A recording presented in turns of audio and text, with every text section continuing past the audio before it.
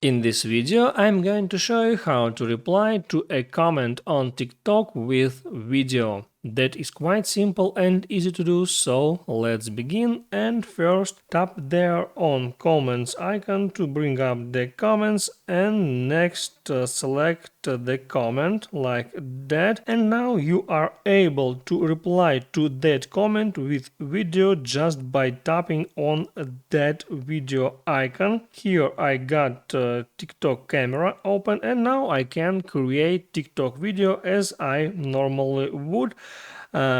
Here also I see at the left the comment sticker. I can tap on that and it says that I can adjust the comment sticker after recording. So all I need to do, I need to tap there on record button and record or reply on that comment. When I finished, I can tap there on check mark, and now I can continue creating that video as I normally would, and also I can add there some filters, voiceover and so on. And also here I can resize, replace, resize and rotate that comments sticker. So now I hit next, and now I can continue creating that post.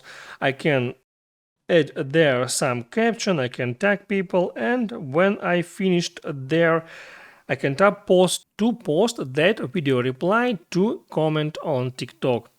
That's how it works. Hit the like button and don't forget to subscribe.